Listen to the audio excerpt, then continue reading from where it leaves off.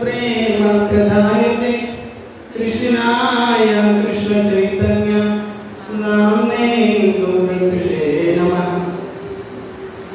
नाम श्रेष्ठं मनुमपि शचीपुत्रमत्र स्वरूपं रूपं तस्याग्रजं मुरुपुरी माधुरी गोष्ठवाटी।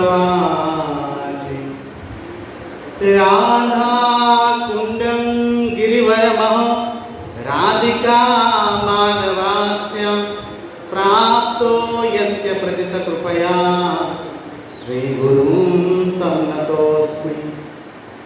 ध्येयं सदा परिभवग्नमभीष्टदोहं तीर्थास्पदं शिवविरिञ्चिनुतं शरण्यं भृत्यार्तिहं प्रणतपालभवाब्धिपूतं वन्दे महापुरुषते चरणारविन्दं।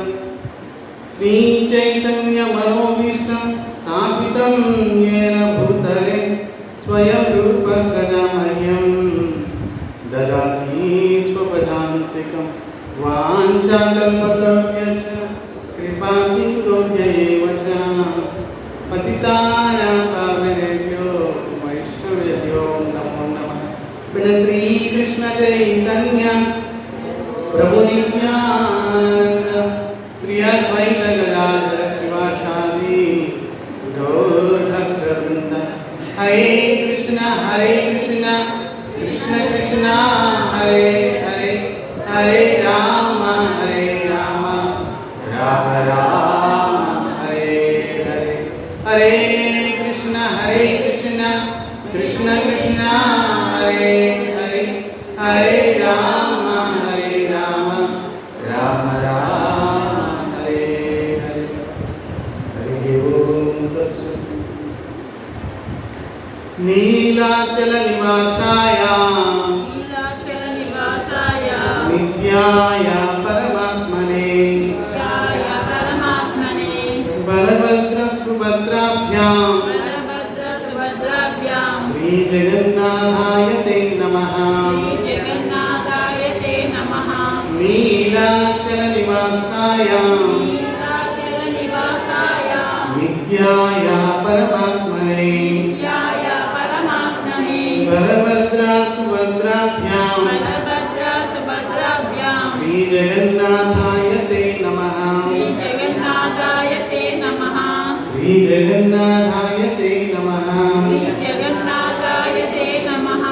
जगन्नाथाय ते नमः। ओम नमो भगवते वासुदेवाय। ओम नमो भगवते वासुदेवाय। ओम नमो भगवते वासुदेवाय।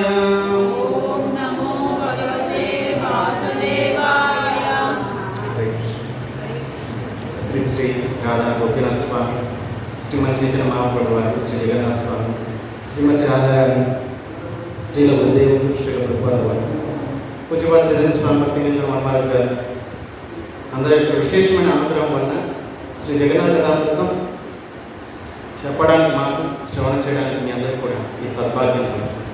హరే కృష్ణ. ఇప్పటి వరకు మనం చెప్పుకున్నాం విద్యాపతి నీలమాధవుని దర్శించి తిరిగి అవంతిపురానికి చేరుకున్నాడు.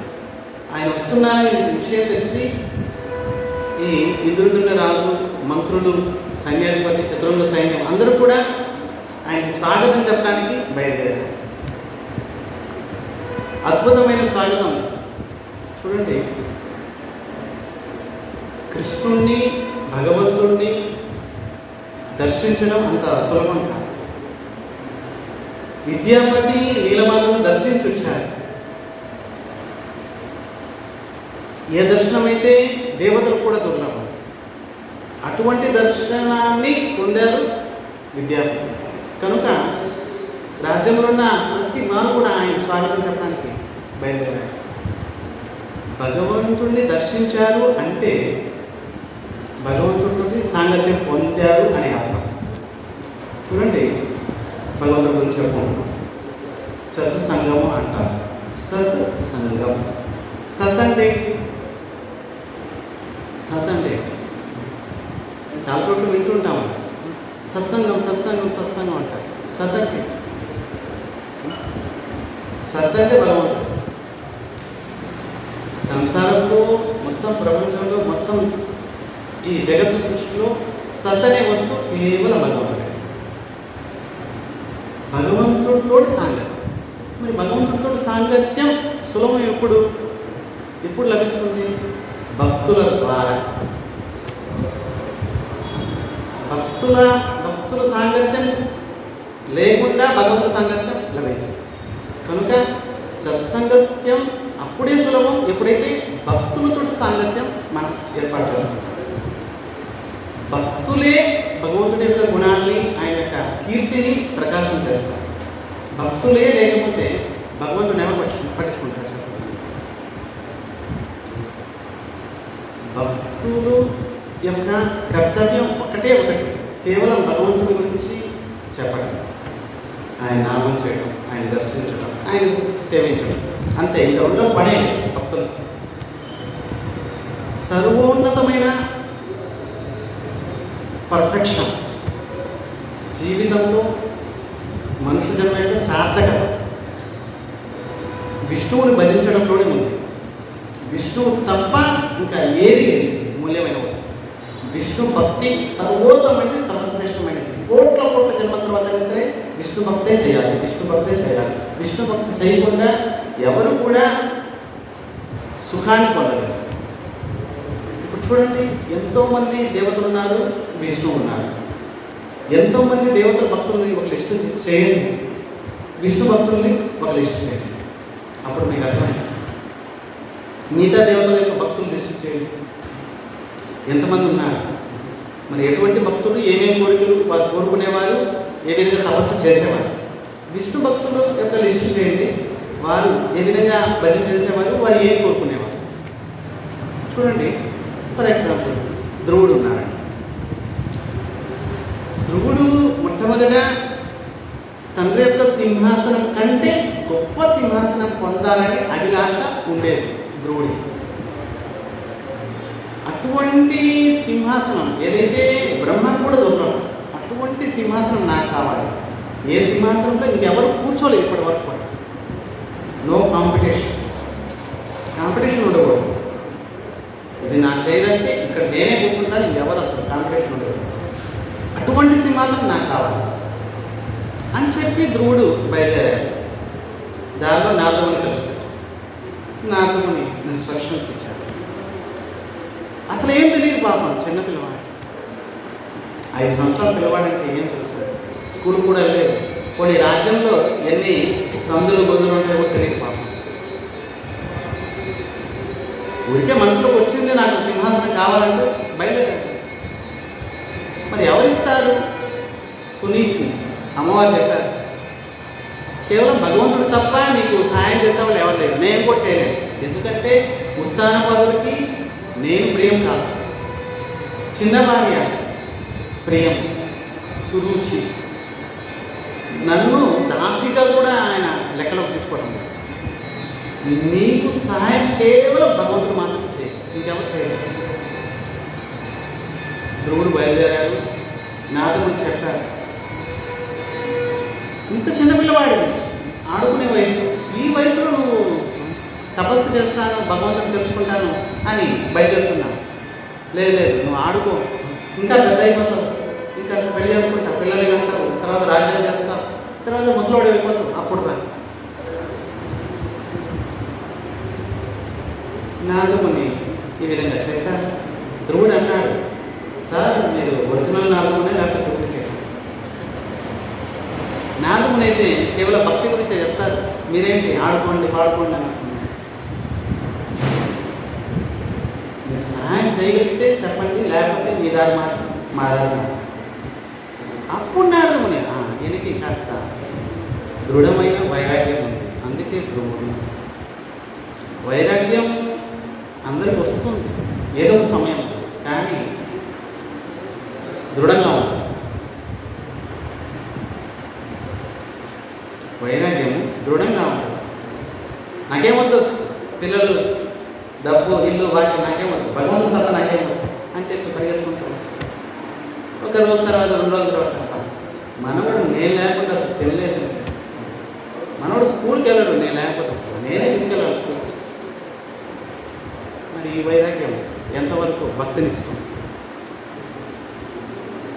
కొడుకు కూతురు దీని మీద ఆసక్తి, తర్వాత మనవడు మనవరాల మీద ఆసక్తి ఇంకా పెరిగిపోతుంది. కొడుకు కూతురు కంటే మనవడు మనవరాల మీద ఇంకా ఇంకా పెరిగిపోతుంది ఆసక్తి. చూడండి సంసారం ఎలా ఉంది. మనవడు మనవరాల కోసము కొడుకుని కూతురు కూడా పక్కన తోసేస్తారు. అంటే వాళ్ళెవరు, వీళ్ళెవరు?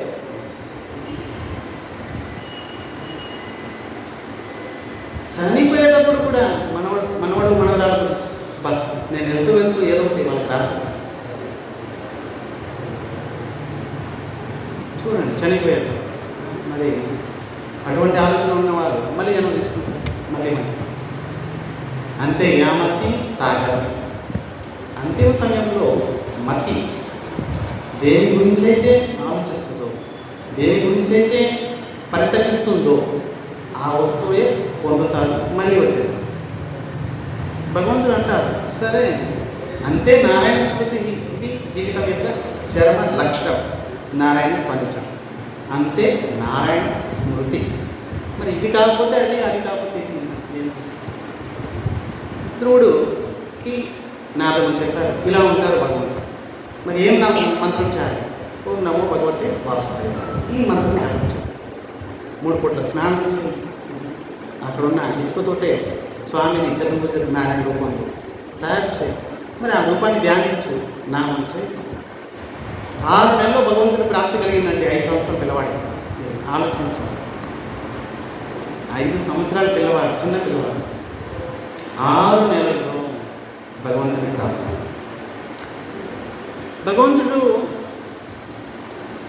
వచ్చారు దర్శనం ఇవ్వడానికి కాదు, దర్శనం చేసుకోవడానికి వచ్చారు. వృత్య దర్శనం. ప్రతిసారి భగవంతుడు వెళ్తారు దర్శనం ఇవ్వడానికి, ఈసారి దర్శనం చేసుకోవడానికి వచ్చారు, ధ్రువుడిని చూడడానికి వచ్చారు. మొట్టమొదటిసారిగా ధ్రువుడు భగవంతుని చూస్తున్నాడు. ఆయన బొట్టన వేల దగ్గర నుంచి తల వరకు కూడా చూస్తున్నాడు. చూడడం లేదు, 2 కాళ్ళతోటి తాగుతున్నాడు ఆయన యొక్క సౌందర్యం. వచ్చిన విషయం మర్చిపోయాడు. వచ్చాడు దేనికోసం? అత్యంత ఉన్నతమైన సింహాసనాన్ని పొందడానికి. ఈ విషయం మర్చిపోయాడు. మరి సాష్టాంగ దండవత్ ప్రణామం చేసి ఆయన సౌందర్యాన్ని ఆస్వాదిస్తుంది. సరే ఏ పరం కావాలో కోరుకో, ఆయన మర్చిపోయాడు. వరం కోరుకోమని భగవంతుడు ప్రేరేపిస్తున్నాడు, ఈయన మర్చిపోయాడు ఆయన సౌందర్యం చూసి. అరే నువ్వు వచ్చింది సింహాసనం కోసం కదా, 6 నెలలు కష్టపడి తపస్సు చేశారు, తీసుకో సింహాసనం. మరి ధ్రువుడు ఏమన్నాడు? కాచి నిజిన్వన్ ఇవ దివ్య రత్నం వరం నయాస్మై తవైవ దర్శనం. స్వామి, పగిలిపోయిన గ్లాసు ముక్క కోసం నేను వచ్చాను. వరం నాయాచి, వరం నాకు అక్కర్లేదు. ఎందుకంటే పగిలిపోయిన గ్లాసు ముక్క కోసం వచ్చిన నాకు దివ్యమైన రత్నం దొరికింది. దివ్యమైన రత్నం దొరికిన తర్వాత మళ్ళీ పగిలిపోయిన గ్లాస్ కోసం మళ్ళీ వెళ్తారా? పగిలిపోయిన గ్లాస్ ఉన్నతమైన సింహాసనం, దివ్యమైన రత్నం ఈ యొక్క దర్శనం. వరం నా యాచ, వరం అక్కర్లేదు స్వామి. కానీ భగవంతుడు తన తరపున ఇస్తున్నాడు. లేదు ఎంత కష్టపడ్డావు సింహాసనం తీసుకు. మరి ఇటువంటి సింహాసనం నీకు ఇస్తున్నాను ధ్రువలోకం, ఎక్కడైతే కాంపిటీషన్, నో కాంపిటీషన్. నువ్వు ఒక్కడిగా ఉంటావు, మొట్టమొదటి నువ్వే అగరిస్తావు, మరి నువ్వే కూర్చుంటావు, ఇంకెవరు తర్వాత రాదు, ఇంక తర్వాత రాదు, నువ్వే ఉంటావు. వైకుంఠంతో సమానమైన లోకం ధ్రువలోకం. సప్త ఋషులు ప్రదర్శన చేసే లోకం ధ్రువలోకం. ప్రళయకాలంలో కూడా నష్టం కాదు. అటువంటి లోకాన్ని నీకు ఇస్తాను అని భగవంతుడు తన తరపున తాను ఇచ్చాడు. ధ్రువుడు కోరుకోలేదు. భగవంతుడి యొక్క దర్శనం యొక్క లాభం. అందుకే విద్యాపతి నీలమాలను దర్శించాడు. రాజ్యంలో ఉన్న ప్రజలందరూ కూడా స్వాగతం చెప్తున్నారు. అబ్బా మరి ధ్రువుడికి కూడా స్వాగతం చెప్పారు కదా. సురుచి ఎవరైతే ధ్రువుడి మీద అంత ప్రేమ లేదు, తన సొంత కొడుకు ఉత్తముడి మీద ప్రేమ లేదు. ఎప్పుడైతే తపస్సు చేసిన తర్వాత ధ్రువుడు రాజ్యంకి వచ్చిన తర్వాత సురుచి కూడా ప్రేమిస్తుంది ధ్రువుడిని. చూడండి, భగవంతుడి భక్తి చేసేవాడిని అందరూ ప్రేమిస్తారు, కొంతమంది రాక్షసులు కొడుకు తప్ప. ఎందుకంటే భక్తుల్ని ప్రేమించడం అంటే భగవంతుడిని ప్రేమించడం కంటే ఎక్కువ. ఎందుకంటే భగవంతుడు వచ్చేసారి, భగవంతుడిని కావాలి అంటే భక్తులను ప్రేమించాలి, తప్పదంతే. భక్తుల్ని ప్రేమించకుండా భగవంతుడు సులభం కాదు. పోనీ భక్తులు కావాలి అంటే భక్తి చేయాలి. చూడండి, భగవంతుడు కావాలి అంటే భక్తుల్ని ప్రేమించాలి. కొన్ని భక్తులు ఎప్పుడు లభిస్తారు? భక్తి చేసినప్పుడే భక్తులు లభిస్తారు. భక్తి చేయకుండా భక్తులు లభించరండి. నాకు భక్తులు కావాలని కూర్చుంటే, భక్తి చేస్తే భగవంతుడిని ప్రేమించడం. భక్తి అంటే భగవంతుడిని ప్రేమించడం. భగవంతుడిని ప్రేమించడం మొదలు పెడితే భక్తులు వచ్చేస్తారు, మీకు నమస్కారం చేస్తారు. ఇదన్నమాట విషయం. భగవంతుడు కావాలంటే భక్తుల్ని ప్రేమించాలి, భక్తులు కావాలంటే భక్తి చేయాలి. భక్తి అంటే భగవంతుడిని ప్రేమించాలి. ఈ విధంగా విద్యాపతిని స్వాగతం చెప్పి మధ్యలో సింహాసనం వేసి అందరూ చుట్టూ కూర్చున్నారు, అడుగుతున్నారు. మంత్రులు, ఇంద్రుడున్న రాజా అందరూ అడుగుతున్నారు, మరి మీరు ఎలా వెళ్ళారు? దారి ఎంత దూరం ఉంది? ఎన్ని కొండలు దాటారు, ఎన్ని సముద్రాలు దాటారు, ఎన్ని నదులు దాటారు? తర్వాత అక్కడ నీలాచల ధామానికి చేరుకున్నారు, భగవంతుడు దర్శించారు, ఈ కళతో చూశారా, ఎలా ఉన్నారు భగవంతుడు అని అడుగుతున్నారు. అప్పుడు విద్యాపతి చెప్తున్నారు, స్వామి చాలా ప్రయత్నంతో నేను బయలుదేరాను, ఎన్నో రోజులు కష్టపడ్డాను, చివరికి భయంకరమైన చిట్టడవి, మరి ఘోరమైన అడవిలోకి ప్రవేశించాను. ఆ నీలాచల యొక్క పర్వతాన్ని నేను దర్శించాను. పర్వతాన్ని దర్శించడంతో నాకు అష్టసాత్విక వికారాలు వచ్చాయి. ఆ యాత్రిక ఆయన చెప్పిన ఆయన ఈ విషయమే చెప్పారు, నీలాచల పర్వతం కనిపిస్తుందని. పర్వతాల దగ్గరికి వచ్చేస్తారు, కానీ ఇంత పెద్ద పర్వతంలో భగవంతుడు ఎక్కడున్నాడు? ఆ నీలాచల కందరం, ఆ గుహ ఎక్కడుందని ఇంకాస్త ముందుకెళ్ళారు, ఇంకాస్త ముందుకెళ్ళారు. అప్పుడు ఆయన తెలిసింది, ఇక్కడ కొంతమంది శబరి జాతి వారు నివసిస్తున్నారు. ఆ లోపలికి వెళ్ళాను, ఇవన్నీ చెప్తున్నారు. లోపలికి వెళ్ళాను, శబరి జాతి వారిని కలిశాను. వారు నన్ను చూడడానికి ప్రణామం చేశారు. వైష్ణవులు వచ్చారు. నేను వారికి నాయకుడైన విశ్వావసుని కలిశాను. గొప్ప భక్తుడు, స్వయంగా భగవంతుడు తన ద్వారా మాత్రమే సేవను గ్రహిస్తున్నాడు, ఇంకెవ్వరి ద్వారా కాదు. నీలమాత ఆయన కలిశాను. ఆయన కృప వల్ల నేను నీలమాతను దర్శించాను. నీలమాధవుడు ఎలా ఉన్నాడు ఇక్కడ చెప్పుకుంటూ వస్తున్నాను. నీలమాధవుడు చతుర్భుజ రూపంలో శంఖచక్ర గద పట్టుకున్నాడు. అద్భుతమైన కిరీటం, పీతాంబరధారి, కౌస్తుభమణి, మరి మకర కుండలాలు. మకర కుండలాలంటే చాపాకృతులు ఇలా ఉంటాయి. చాప ఎలా ఉంటుంది? మకరాకృతిలో కుండలీలు ఎప్పుడు కూడా ఆయన చెంపకి తగులుతూ ఉంటాయి. ఇలా అనగానే ఈ తగులుతుంది, ఇలా అనగానే ఇక్కడ వచ్చి తగులుతుంది. ఇక్కడ అన్నీ కూడా తగులుతుంది అన్నమాట. యస్యానన మకర కుండల చారుకర్ణ రాజకపోల శుభగం సవిలాసహాసం నిత్యోత్సవం నృషి వివంత్యో నార్యా నరచ ముదిత కుపిత నినేక్ష. బృందావనంలో స్వామి అవతరించినప్పుడు యస్యాననం, కళ్ళు పెద్ద పెద్ద కళ్ళు, పద్మపు రేపుల్లా పెద్ద పెద్ద కళ్ళు. మకర కుండలం, రెండు చెవులకి మకరాకృతి కుండలి. యస్యాననం మకర కుండల చారు కర్ణ బ్రాజిత్ కపోలం, కపోల శుభగం సవిలాసహాసం. ప్రతి స్పర్శ చేసినప్పుడు ఈ కపోలం చమక్కు, మరి అద్భుతమైన సౌందర్యాన్ని చెప్పు. మరి బృందావనంలో ఉన్న వారందరికీ కూడా నిత్యోత్సవం, నిత్యము ఉత్సవం. మరి సంవత్సరానికి ఒకసారి వస్తుంది, వారికి నిత్యము ఉత్సవమే, స్వామి దర్శనమే ఉత్సవం. దర్శనం గురించి చెప్పుకుంటున్నాం కాబట్టి చెప్పుకుంటాం. స్వామి దర్శనమే నిత్య ఉత్సవం, నిత్యోత్సవం నిత్యోత్సవం నిత్యోత్సవం నిత్యోత్సవం నా తృపురు. మరి తృప్తి పొందడం లేదు అంటే రోజు దర్శిస్తున్నారు స్వామిని, పక్కనే ఉన్నారు, కానీ తృప్తి చెందడం లేదు. నిత్యోత్సవం నా తృపురు దృషిభి పిబంత్యో, రోజు దర్శిస్తున్నారు, మాట్లాడుతున్నారు, కానీ సంతృప్తి చెందడం లేదు. ఎందుకంటే నిత్యం అవుతుంది. ఎన్నిసార్లు చూసినా మళ్ళీ మళ్ళీ మళ్ళీ మళ్ళీ ఆయన ముఖాన్ని చూడాలని అనిపిస్తుంది. నవనీతం. ఇంత అద్భుతమైన దర్శనం నిత్యోత్సవం నా తృపురు, తృప్తి పొందడం లేదు. మళ్ళీ ఏంటి, నార్య నరోచ్చ ముదిత. నార్య అంటే కేవలం గోపికలే ఆయన చూడటం లేదు, గోపాలు కూడా మోహితమైపోతున్నారు. చూడండి, వీరు మగవారు, ఆయన మగవారు, కానీ ఆయన సౌందర్యం చూస్తే వీరు కూడా మోహితం. నార్య నరోచ్చ ముదిత కుపిత నిమేచ్చిన. కుపిత కోపం వస్తుంది దేని మీద, ఆయన దర్శించేటప్పుడు కోపం వస్తుంది వారు దేని మీద, కను రెప్ప మీద, కను రెప్ప మీద కోపం వస్తుంది. ఇలా దర్శిస్తున్నారు, కనురెప్ప పడిపోతుంది, వెంటనే అంటున్నారు కనురెప్ప ఎందుకు పడిపోతుంది. బ్రహ్మకి సృష్టి చేయడమే తెలియదు, కనురెప్పలు ఎందుకు ఇచ్చారు? దేవతలకు కనురెప్ప పడదు, అలా దేవతల్లాగా మాకు కూడా కనురెప్ప పడకుండా ఉంటే బాగుంటుంది.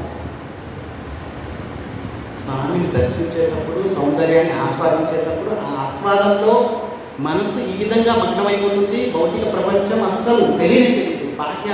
బాహ్యంలో ఉన్న కష్టాలు కూడా మర్చిపోతారు ఆయన్ని దర్శించేటప్పుడు. ఆ దర్శనంలో ఈ విధంగా మగ్నమైపోతారు. ఇక బాహ్య స్పర్శ ఉండదు, ఈ శరీరం జ్ఞానం కూడా ఉండదు. మరి ఈ మధ్యలో కనురెప్ప పడగానే వారికి అనిపిస్తుంది యుగాయుతం నివీషేయం చక్షుష ప్రావృషాయుతం. ఒక్క సెకండ్, ఒక్క ఆ కనురెప్ప పడేంత ఇంత సమయం కూడా వాళ్ళకి అనిపిస్తుంది ఏంటి, యుగాయుతం నివీషేన. యుగాలులాగా అనిపిస్తుంది. కొన్ని యుగాల నుంచి స్వామిని చూడలేదు అనిపిస్తుంది. అంటే రెప్ప పడడానికి ఎంత పడుతుంది, సెకండ్ కూడా పడుతుంది. అంత సమయం కూడా ఓర్చుకోలేకపోతున్నారు గోపికలు. మరి అటువంటి సౌందర్యం కలిగిన వారు స్వామి, అటువంటి నీలమాలని దర్శించాలి. వర్తిస్తున్నారు అద్భుతమైన సౌందర్యం. స్వామిని చూడగానే నేను మూర్ఛితమై పడిపోయాను, బాహ్య స్పర్శ రాలేదు. అప్పుడు విశ్వాసుడే నన్ను లేపాను. పక్కనే ఎడం వైపున లక్ష్మీదేవి, అద్భుతమైన సౌందర్యం. స్వామి ముఖాన్ని ఆస్వాదిస్తుంది లక్ష్మీదేవి. ఇక అనంతశేషుడు పడగబెట్టి 1000 ముఖాలతోటి స్వామి ఛత్రంలాగా, గొడుగులాగా రక్షిస్తున్నాడు. ఎదురుగా గరుడు ఎప్పుడు స్వామి కార్యం కోసం సిద్ధంగా ఉంటారు. కింకరుడు. ఆ యొక్క గుహ అంతా కూడా రత్నమయం, బంగారమయం. ఎప్పుడు చూసినా కూడా రత్నాలతో పొదిగి ఉంది. మరి స్వామి యొక్క విగ్రహము నీల మణిమయం, నీల మణిమయం. మణియే, ఇంత పెద్ద మణియే, అది కూడా నీలరంగంలో ఉన్న మణియే విగ్రహ రూపంలో కనిపిస్తుంది. నీలమణి. అంత అద్భుతమైన రూపాన్ని దర్శించారు ఈ కళలో. ఇక దేవతలు రాత్రి సమయంలో వచ్చి వారు రాత్రంతా కూడా ప్రార్థన చేస్తున్నారు. దేవతలు కేవలం మేము పగలు మాత్రమే ప్రవేశిస్తున్నాం. రాత్రి వారు చేసిన పూజ యొక్క ఆ యొక్క పుష్పమాల, ఈ మాల మీకు ఇచ్చాము కదా పారిజాతంతో, ఆ యొక్క పుష్పమాల వాళ్ళు ఇచ్చింది. మరి ప్రసాదం, మహాప్రసాదం వారిచ్చింది. అద్భుతమైన సుగంధం. ఇవన్నీ కూడా మేము దర్శించాము, ఆస్వాదించాము అంటూ విద్యాపతి ఇంద్రద్యుమ్నుడికి చెప్తున్నాడు. ఇంకా ఇంద్రద్యుమ్నుడు ఇంకా ఉండలేకపోతున్నాడు. అయితే నేను కూడా బయలుదేరుతాను, మంచి ముహూర్తం కూడా. ఈ లోపల ఈ సమయంలో నారదుని ప్రవేశించారు. నారదుని చూడగానే అందరూ ప్రణామం చేశారు, ఉచితమైన ఆసనం ఇచ్చారు, పుష్పాలు చందనంతో ఆయన అలంకరించారు. ఏంటి విశేషం? అయ్యా ఇలా మీరు మొట్టమొదటి చెప్పారు కదా, ఆ స్వామిని దర్శించారు విద్యాపతి, దయచేసి మీరు మార్గదర్శనం ఇవ్వండి అంటూ ఇంద్రద్యుమ్నుడు నారదుని ప్రార్థించారు. మీ మార్గదర్శనంలోనే ఇది సాధ్యం, దయచేసి మీరు మాతోటి కూడా రథం మీద కూర్చొని మాతోటి రండి. మనం అందరం కలిసి యాత్ర చేద్దాం. నాందముని వచ్చిందే అందుకని. చూడండి, ప్రతిసారి కూడా భక్తుడికి సహాయం చేసేది నారదుడు. భగవంతుడి యొక్క మనసు అవతారం నారదుడు. ఎలా? భగవంతుడిని ఒకసారిగా తలుచుకోగానే భగవంతుడు వెంటనే SMS చేస్తారు నారదుడిని, అలా చోట వెళ్ళాడయా, ఇక్కడే తిరుగుతుంది. వెంటనే నారదుడిని ఆ ప్రదేశానికి వెళ్తారు. అక్కడ భక్తుడికి సాయం చేస్తారు. ఇక్కడ ఇంద్రుడికి సాయం చేయడానికి స్వయంగా నారదుడు వచ్చారు. సరే, మొట్టమొదట వెళ్ళడానికి కావలసిన ఏర్పాటు, ఆ దారంతా కూడా బాగా శుభ్రం చేయాలి. రాళ్ళు, చెట్లు, ముళ్ళు, పెద్ద పెద్ద కొండలు ఉన్నాయి, అన్నీ మన చతురంగ సైన్యం బయలుదేరుతుంది. ఏనుగులు, గుర్రాలు, ఒంటెలు అన్నీ బయలుదేరుతాయి. లక్షల మంది సైన్యం, లక్షల మంది ప్రజలు అందరూ వెళ్తారు. మరి చిన్న దారి అయితే ఇంతమంది ఎక్కడ? మరి దారి ఏర్పాటు చేయడానికి సమయం పట్టింది. ఎక్కడి వరకు దారి? మహానది వరకు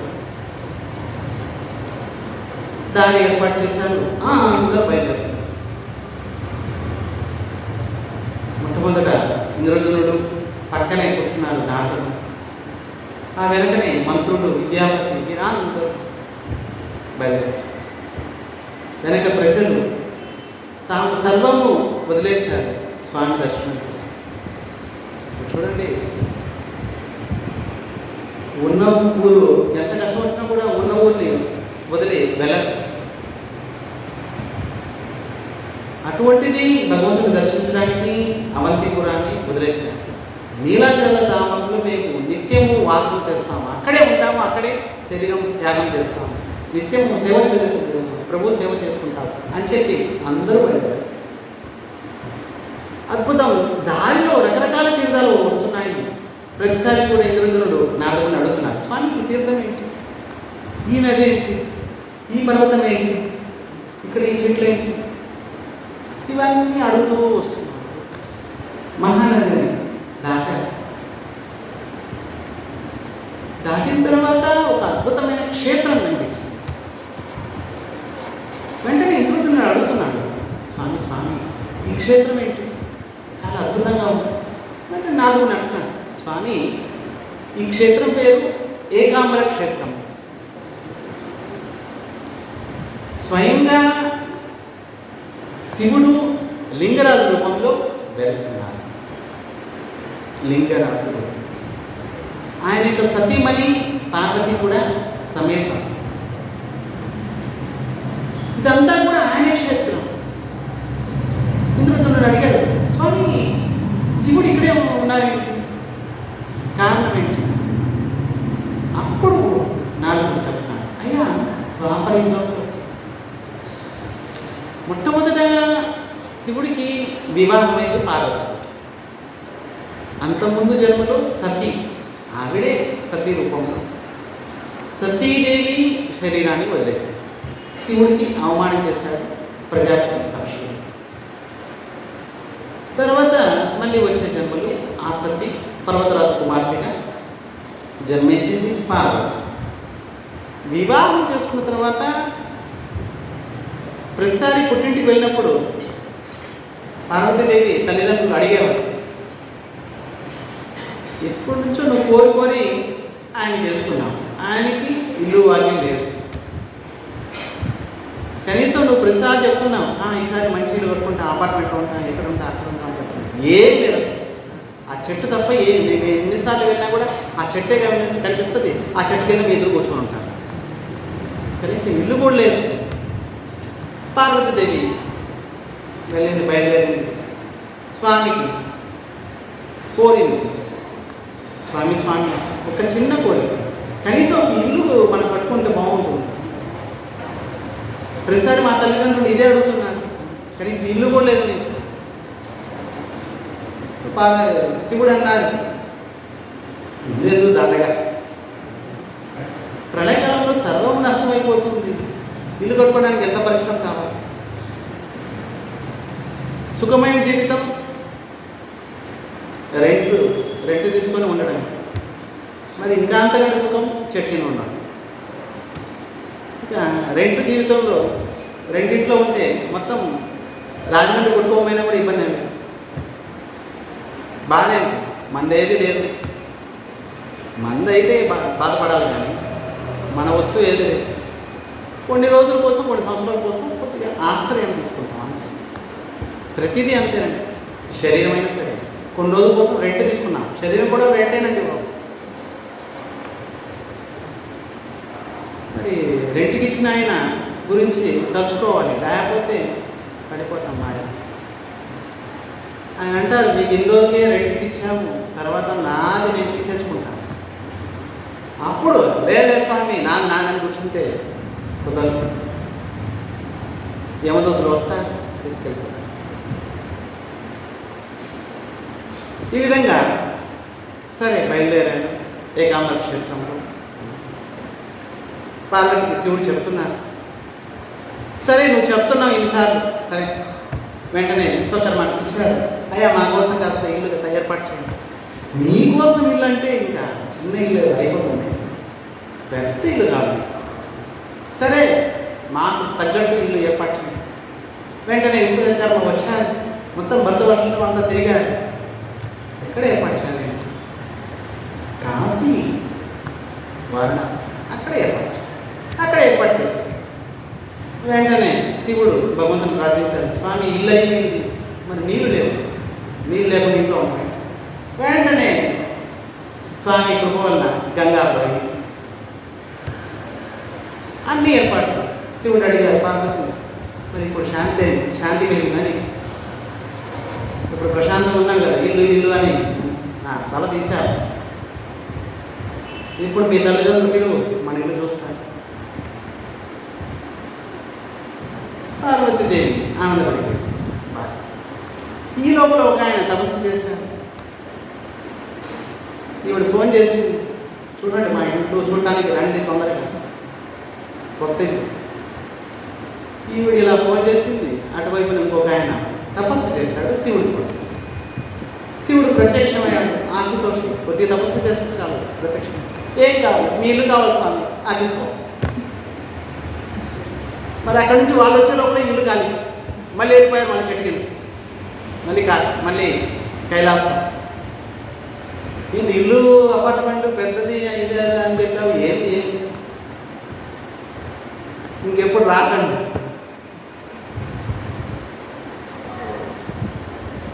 ఇల్లు లేదు, మళ్ళీ విశ్వకర్మ మళ్ళీ తయారు చేశారు. ఈ విధంగా ఎన్నోసార్లు. సరే ద్వాపరయుగంలో ఒకసారి ఒక రాజు ఉండేవాడు. ఆయన పేరు పౌండ్రక వాసుదేవుడు. పౌండ్రకుడు తర్వాత వాసుదేవ్ అనే పేరు యాడ్ అయింది. ఈ పౌండ్రకుడు కాస్త చూడటానికి బాగుంటుంది. ఫ్రెండ్స్ అందరూ ఆయన అన్నారు, ఇంత అందంగా ఉన్నావు, కాస్త కృష్ణుడు కొడుకు కూడా ఉన్నాయి నీకు అని అన్నారు. అనగానే పౌండ్రకుడు మునగ చెట్టు ఎక్కేశాడు. కృష్ణుడిలాగా కనిపిస్తున్నానేంటి? ముందు నుంచే కాదు, వెనక వైపు నుంచి కూడా కృష్ణుడిలాగానే కనిపిస్తుంది. అయితే కృష్ణుడికి శంఖచక్ర గదా పద్మాలు ఉంటాయి, మరి నీకు లేవు. అదెంత పని, మేము ఏర్పాటు చేస్తాం. వెంటనే ప్లాస్టిక్ సర్జరీ లాగా శంఖచక్ర గదా పద్మాలు ఇంకొక 2 చేతులు పెట్టేశారు వెనక్కి. సరే కృష్ణుడు శయనించడానికి శేషతల్పం, అనంత శేషుడు ఉన్నారు, మరి మీకు లేదు. అదెంత పని, అది కూడా ఆర్టిఫిషియల్. వెంటనే ఆర్టిఫిషియల్ ఉంటాయి, శేషతల్పం తయారు చేశారు, ఆయన పడుకోబెట్టారు. మరి లక్ష్మి ఒకటి కాదు, మీకు 100 మంది వస్తున్నారు, అందరూ ఆయన పాదసేవ చేస్తున్నారు. ఇక నేనే కృష్ణుడిని అనుకున్నాడు. మరి కృష్ణుడు ఏ విధంగా పీతాంబరం వేసుకునేవాడు, కృష్ణుడు ఏ విధంగా మాట్లాడేవాడు, అన్ని మొత్తం డూప్లికేట్ అన్నీ కూడా సెర్చ్ చేస్తున్నారు. ఇలా ఎవరైనా అభిమాని హీరో, ఇష్టమైన హీరో పిచ్చి ముదిరినప్పుడు ఏం చేస్తారు? హీరో ఎలా వాడి హెయిర్ స్టైల్, డ్రెస్సు, వాడు మాట్లాడు అన్నీ కూడా కాపీ కొడతాడు. ఇక 24 గంటలు వాడి గురించి ఆలోచిస్తాడు. వాడికి నత్త వస్తే వీడి కూడా వస్తుంది, వాడికి గోడు వస్తే వీడికి కూడా వస్తుంది. మరి ఇక్కడ పౌండ్రకుడు యాజ్ ఇట్ ఈజ్ కృష్ణుడి కాపీ కొట్టేశాడు. కృష్ణుడు ఏ విధంగా మాట్లాడేవాడు, ఏ విధంగా తిరిగేవాడు, ఏ విధంగా అన్నీ కూడా అందరు జనాలందరూ బయలుదేరుతున్నారు. ఇంకా ఈ విధంగా వార్తని కృష్ణుడు ఉన్నప్పుడు ద్వాపరయుగంలో, మరి ఇప్పుడు లేనప్పుడు ఈదికి వందికి అందరూ భగవంతులు అయినారు. మొత్తం జనాలందరూ వార్త వెళ్ళిపోయింది. అరే ద్వారకలో ఉన్న కృష్ణుడు ఒరిజినల్ కాదు, ఒరిజినల్ కృష్ణుడు ఇక్కడ ఉన్నాడు. జనాలందరూ పరిగెత్తుకుంటూ దర్శనం చేస్తున్నారు. అని నారదుని పైనుంచి చూస్తారు. అక్షరంగా ఏంటి ఒరిజినల్ ఏంటి డూప్లికేట్ చూద్దాం వస్తారు. నారదుని వచ్చారు. చూడగానే పౌండర్కు వస్తారు. నారదుని, స్వామి మీ రూపం చూడగానే మాకు ఆశ్చర్యం వేస్తుంది. స్వయంగా కృష్ణుడే పడుకున్నట్లుగా అనిపిస్తుంది మాకు అన్నాడు నారదుడు. మీరు కూడా గుర్తుపట్టేశారా? మీరు కూడా గుర్తుపట్టలేదంటే ఇంకా అసలు ఎవరు గుర్తుపట్టారు? ఒరిజినల్ నేను, డూప్లికేట్ ద్వారకలో ఉన్నాను. మీరు ఇంకా రేపటి నుంచి ఇక్కడికేనండి. నారదుడు అన్నారు, స్వామి మేము ఒప్పుకుంటాము, అందరూ ఒప్పుకుంటారు, కానీ దేవతలు ఒప్పుకోరే. మరి అందరూ ఒప్పుకోవాలంటే ఏం చేయాలి? మీరు ఒరిజినల్ అని నిరూపించుకోవాలి. మరి ఎలా నిరూపించుకోవాలి? నారదుడు చెప్తున్నారు, ఏముంది స్వామి, ఒక లెటర్ రాసేయండి, ఒక దూతతో పంపించండి కృష్ణుడికి, ఓయ్ నువ్వు డూప్లికేట్, నేను ఒరిజినల్, కావాలంటే ఇదానికి రా అని చెప్పు. నారదుడు ఎలా చెప్పాడు?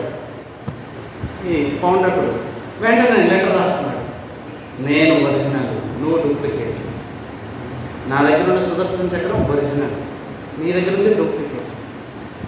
వస్తావా యుద్ధానికి రా, లేకపోతే శంఖ చక్ర కథా పద్మాలన్నీ వదిలేసి అడవికి వెళ్ళిపో. ఈ లెటర్ తీసుకొని బయలుదేరారు దూత ద్వారకాకి. ఆ సమయంలో కృష్ణుడు ద్వారకావాసం అంతా కూడా సుధర్మ సభలో ఉన్నారు, రాజ్య సభలో ఉన్నారు. దూత వచ్చారు, ప్రణామం చేశారు, లోపలికి వెళ్ళారు. అయ్యా నేను పౌండర్ నుంచి ఒక సమాచారం తీసుకొని వచ్చాను, మీకు ఇవ్వమని చెప్పారు. కృష్ణుడు అన్నారు, చదవండి మీరు. స్వామి మీ లెటర్ మేమే చదవండి. కృష్ణుడు అన్నాడు, మాకు ప్రైవేట్ ఏం లేదు, మొత్తం అందరు జనాలు తెలియాలి, చదవండి ఏం రాశారు. ఆ దూత చదువుతున్నాడు, పౌండ్రకుడైన నేను ఒరిజినల్, ద్వారకలో ఉన్న నువ్వు డూప్లికేట్. వెంటనే నీ చక్రం వదిలేసి. అప్పుడు కృష్ణుడు అన్నాడు, అందరు అక్కడ ఉన్న వారందరూ నవ్వారు. మరి కృష్ణుడు అన్నాడు, సరే సరే నువ్వు నా యొక్క చక్రాన్ని వదిలేయమంటున్నావు, ఎక్కడో ఎందుకు వదులుతావు, నీ మీదకే వదులుతావు.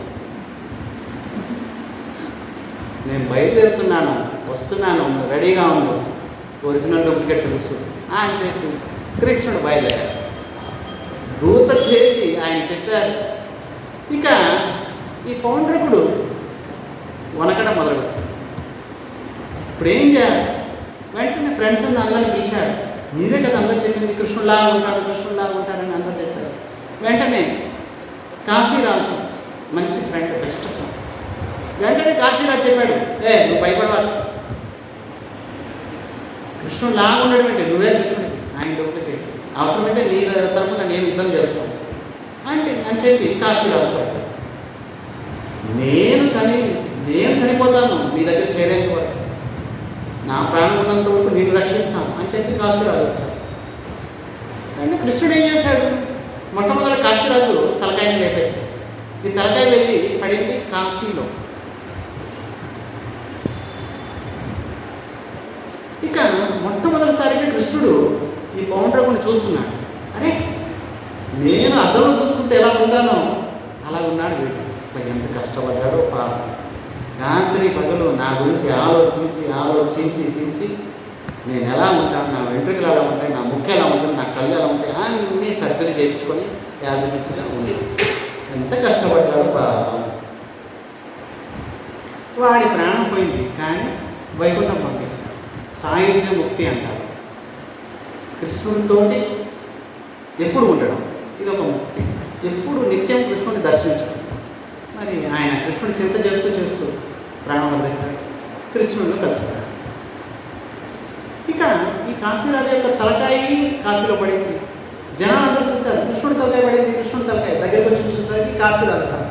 వెంటనే ఆయన కుమారుడు సుదక్షిణుడు భయంకర గొప్ప వచ్చేసింది, మా తండ్రిని సంహరించారు. వెంటనే గొప్ప యజ్ఞం చేశాడు. మరి కాశీలో ఉన్నది శివుడు ప్రార్థించాడు. శివుడు ప్రత్యక్షమయ్యాడు. ఏం కావాలి స్వామి, దయచేసి మీరు ఇటువంటి సహాయం చేయండి మాకు, కృష్ణుని సంహరించడం. సో శివుడు అన్నారు, నీకు యుద్ధంలో సహాయం చేస్తాను. నేను ఒక రాక్షసిని ఈ యజ్ఞకుండంలో నుంచి ప్రకటన చేస్తాను. ఈ రాక్షసి వెళ్ళి కృష్ణుడిని తోటి యుద్ధం చేస్తాడు. ఒకవేళ కృష్ణుడిని సంహరించకపోతే నేనే తినేస్తాను. అప్పుడు అన్నాడు సుదక్షిణుడు, సరే పంపించండి. ఈ రాక్షసి వెళ్ళింది. ద్వారకాలో ఉత్పాతం మొదలుపెట్టింది. అందరికి కష్టం ఇవ్వడం మొదలుపెట్టింది. కృష్ణుడు చూశాడు, ఏంటి కాస్త వాతావరణం తేడాగా ఉన్నప్పుడు. వెంటనే కృష్ణుడు సుదర్శన చక్రాన్ని చెప్పారు. ఏంటో ఒకసారి చూడు. సుదర్శన చక్రం వెంటనే రాక్షసి వెంటబడ్డాడు. ఈ రాక్షసి పరిగెత్తుకుంటూ మరి ఎక్కడి నుంచి వచ్చిందో అక్కడికి వెళ్ళింది, కాశీకి వెళ్ళింది. సుదర్శన చక్రం వెళ్ళింది, రాక్షసుని చంపేసింది, ఈ సుదక్షిణుడిని చంపేసింది. మరి అంతటితో ఊరుకోలేదు, మొత్తం కాశీనే మొత్తం సర్వనాశనం. అక్కడ జరిగిన విషయం, శివుడు మళ్ళీ పార్వతి మళ్ళీ భగవంతుడు, స్వామి ఉన్న ఇల్లు అంతా పోయింది, ఇప్పుడు ఎక్కడ ఉన్నమాట చెప్పాలి. పార్వతి ప్రార్థించింది. అప్పుడు భగవంతుడు అన్నారు, జగన్నాథపురి నీలాచల ధామం స్వయంగా ప్రత్యక్షంగా నేను ఉంటాను అక్కడ. మొట్టమొదటి నిన్ను దర్శిస్తాను, నా భక్తులందరూ నిన్ను దర్శిస్తారు. క్షేత్ర పాలకుడిగా ఏకాంబ్ర క్షేత్రంలో నువ్వు ఉంటావు, లింగరాజు రూపంలో. భువనేశ్వరుడు భువనేశ్వరి శివ పార్వతి మీరిద్దరూ నిత్యము ఉంటారు. నా ధామం ఉన్నంత వరకు, నేను ఉన్నంత వరకు నిత్యము ఉంటారు, నన్ను ఎప్పుడు దర్శిస్తుంటారు అని భగవంతుడు వర్ణించారు. వారి లింగరాజు రూపంలో శివపార్వతులు ఉన్నారు. ఇదే ఏకాంబర క్షేత్రం. నాదములు చెప్తున్నారు, ఇదే స్వామి ఏకాంబర క్షేత్రం, ఇక్కడ నిత్యం ఉంటారు. అప్పుడు ఇంద్రజనుడు మీరందరూ కూడా ప్రణామం చేస్తారు. భువనేశ్వర్ వెళ్తే మీరు లింగరాజు మందిరం, పెద్ద మందిరం, ఆ పక్కనే అనంత వాసుదేవ మందిరం, గోల్డెన్ మందిరాలు. ఈ ఏకాంబర క్షేత్రం ప్రస్తుతం భువనేశ్వర్ అని అంటారు, అంతకుముందు ఏకాంబర క్షేత్రం. 5,000 పైగా శివలింగాలు ఉన్నాయి మొత్తం భువనేశ్వర్. ఎక్కడ చూసినా శివలింగం. ఆ శివుడే అష్టరూపాల్లో మొత్తం పూరీ క్షేత్రాన్ని రక్షిస్తున్నాడు. 8 వైపులా ఉన్నాయి, తూర్పు దక్షిణం పడమర ఉత్తరం, మరి 4 కోణాలు, 4 కోణాలు, మొత్తం 8 దిక్కులా రక్షిస్తున్నాడు శివుడు. మరి పార్వతీదేవి కూడా 8 రూపాల్లో విభజించుకొని ఆవిడ కూడా రక్షిస్తుంది. అప్పుడు శివుడు అన్నాడు, నేను ఒక రూపంలో నీలకంఠ మహాదేవుని రూపంలో పూరిలో ఉంటున్నాను. చూడండి, ఇక్కడ ఉంటున్నారు, అక్కడ ఉంటున్నారు. మళ్ళీ కాశీ విశ్వనాథ రూపంలో మళ్ళీ మందిరం ఎదురుగానే ఉంటున్నారు. చూడండి ఎన్ని రూపాయలు. మీరు మందిరం పూరి వెళ్ళినప్పుడు, జగన్నాథుని దర్శించే లోపలికి వెళ్ళినప్పుడు సింహద్వారం అంటే మెయిన్ గేట్, 4 ద్వారాలు ఉన్నాయి, మెయిన్ గేట్. లోపల ప్రవేశించినప్పుడు ఎడమ చేతి వైపున కాశీ విశ్వనాథుడు ఉన్నారు. శివుణ్ణి మొట్టమొదట ఆయన దర్శించి ప్రణామం చేసే లోపలికి వెళ్తాం. కనుక కాశీ విశ్వనాథ రూపంలో అక్కడ ఉన్నారు. శివుడు అంటున్నారు, నీలకంఠ మహాదేవుడి రూపంలో నేను అక్కడ ఉంటున్నాను, మీరు అక్కడ గొప్ప యజ్ఞం చేయండి, 1000 అశ్వమేధ యజ్ఞాలు చేయండి. మరి ఈ లోపల నీలాచల ధామంలో అక్కడున్న రాజు వచ్చి కలిశారు. తర్వాత స్వామి మీరు బయలుదేరే ముందుగా ఒక దుర్భాగ్యం, భయంకరమైన తుఫాన్ వచ్చింది. ఇంత భయంకరమైన తుఫాన్ వచ్చింది, మొత్తం ఇసుకంతా కట్టేసింది. ఇక నీలాచల పర్వతం ఎక్కడుందో లేకపోతే నీలమాధవుడు ఎక్కడున్నా కూడా ఎవరికి తెలియదు. అప్పుడు ఇంద్రజనుడు మళ్ళీ మూర్ఛకున్నాడు, పడిపోయాడు. ఇంత కష్టపడి వచ్చాక నీలమాల పెట్టుకున్నా పుట్టింది. అప్పుడు నాలుగు అన్నాను, స్వామి నీలాంటి శుద్ధ భక్తులు బాధపడాల్సిన అవసరం లేదు. భగవంతుడే 4 రూపాయలు గడుస్తాడు. ఆ నీలమధుడు అంతర్ధామవుతాడు, ఆయనే 4 రూపాయలు గడుస్తాడు. జగన్నాథుడు, సుభద్ర, బలదేవుడు, సుదర్శన్. మీరు ఆ రూపాలు వచ్చే ముందుగా నరసింహస్వామిని ప్రార్థిస్తారు. నీలకంఠ మహాదేవునికి ఎదురుగానే నరసింహస్వామి ఉన్నారు. ఈయన మూల నరసింహస్వామి అంటే జగన్నాథుడు రాకముందు నుంచి ఉన్నారు. ఇప్పుడు కూడా ఉన్నారు. జగన్నాథ మందిరంలో మీరు వెళ్ళినప్పుడు మూల నరసింహస్వామి దర్శనానికి వెళ్ళినప్పుడు వటవృక్షం ఉంటుంది. వటవృక్షం నుంచి కొద్దిగా ముందుకెళ్ళినప్పుడు ఈ ముక్తి మండపం అంటారు. ముక్తి మండపం ఎక్కడైతే బ్రాహ్మణులు కూర్చొని ఉంటారు, బ్రాహ్మణులు తప్ప ఇంకెవరు కూర్చోరు, అక్కడ సేవ చేసేవారు బ్రాహ్మణులు, వారు కూర్చొని ఉంటారు. ముక్తి మండపం, ముక్తి మండపం ఎదురుగానే ఈ మూల నృసింహస్వామి ఉన్నారు. ఇప్పుడు కూడా దర్శించవచ్చు. ఏ మూల నృసింహస్వామిని ఇంద్రుడు స్వయంగా నారదుని ప్రతిష్ఠించారు జగన్నాథుడు రాకముందు. ఆ తర్వాత రోహిణి కుండము, ఆ తర్వాత ఇవన్నీ వస్తాయి. వెళ్ళినప్పుడు దర్శిస్తాం. ఆ నృసింహస్వామిని ప్రతిష్ఠించారు నారదుడు. మరి అక్కడ ఎదురుగానే 1000 అశ్వమేధ యజ్ఞాన్ని చేశారు ఇంద్రుడు. మిగతా విషయాలు మనం రేపు కుల జగన్నాథ స్వామికి, బలదేవ స్వామికి, సుభద్రామయ్యకి, సుదర్శన చక్రకి, కులో రాధా గోపీనాథ స్వామికి, శివ చైతన్య మహాప్రభుకి, శిల గురుదేవుకి, శిల ప్రభుపాదుకి, జయ భగవద్గీత స్వామి గారికి, జయ భగవద్గీతాస్పతికి, వేద భక్తులకి, కథాశ్రమకార భక్తులకి, ఓ ప్రేమానంది గోవిందా గోవిందా.